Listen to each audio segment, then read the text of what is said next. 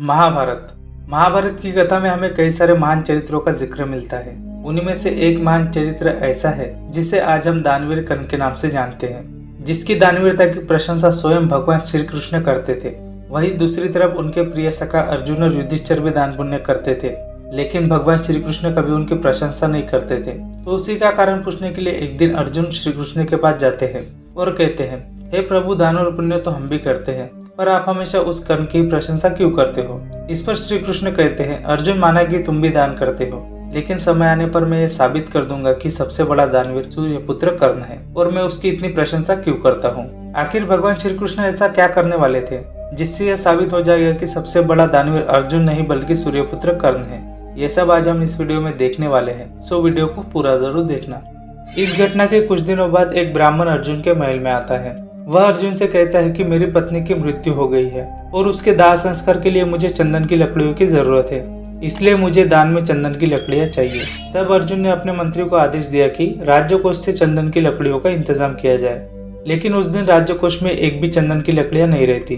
फिर अर्जुन उनको पूरे राज्य में देखने के लिए कहते हैं, परंतु उनके पूरे राज्य में कहीं पर चंदन की लकड़ियां नहीं मिलती। जिसके बाद अर्जुन ब्राह्मण से कहता है, आप मुझे क्षमा कर दें क्योंकि मैं आपके लिए चंदन की लकड़ियों का इंतजाम नहीं कर सका।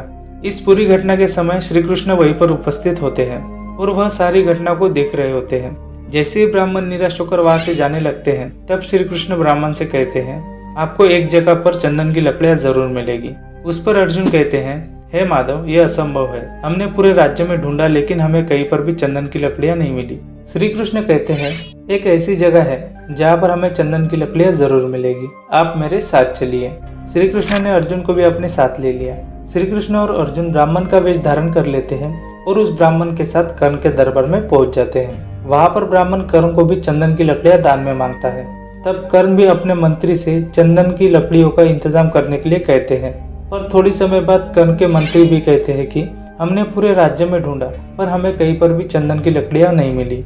इस पर अर्जुन धीरे से हंसकर कहते हैं, देखो माधव, कर्ण के पास से भी चंदन की लकड़ियां नहीं मिली। थोड़े समय बाद कर्ण अपने मंत्री को आदेश देते हैं कि हमारे महल में चंदन के खंबे हैं, उस खंबे को तोड़कर ब्राह्मण को दान दिया जाए। मंत्री ने ऐसे ही किया। उसने चंदन के खंबे तोड़कर ब्राह्मण को चंदन की लकड़ियां दान में दी थी। जिसके बाद ब्राह्मण चंदन की लकड़ियां लेकर वहां से अपने पत्नी के दाह संस्कार के लिए चला जाता है। तब श्री कृष्ण अर्जुन से कहते हैं कि देखो अर्जुन, तुम्हारे महल के खंभों में भी चंदन की लकड़ियां लगी हुई है, लेकिन तुमने ब्राह्मण को निराश किया। लेकिन वहीं पर कर्ण ने एक बार फिर से अपनी दानवीरता का परिचय दिया है, इसीलिए मैं कर्ण की प्रशंसा करता हूँ और आगे जब भी दानवीरता की बात आएगी उसमें सूर्यपुत्र कर्ण ही सर्वश्रेष्ठ दानवीर कहलाएंगे। जिसके बाद श्री कृष्ण अर्जुन को इस पूरी घटना पर एक सीख देते हैं। भगवान श्री कृष्ण कहते हैं कि दान वो नहीं है जो समृद्ध स्थिति में किया जाता है, बल्कि असली दान वो है जो अभाव होने पर भी किया जाता है। तो चलिए दोस्तों, आज के लिए बस इतना ही। अगर आप लोगों को ये वीडियो पसंद आया होगा तो वीडियो को लाइक करने के साथ साथ अपने दोस्तों को शेयर जरूर कर देना। और हाँ, ऐसे इंटरेस्टिंग वीडियो देखने के लिए चैनल को सब्सक्राइब और नोटिफिकेशन बेल को भी ऑन कर देना, ताकि आप देख सके हमारी वीडियो को सबसे पहले। तब तक के लिए बाय, जय हिंद।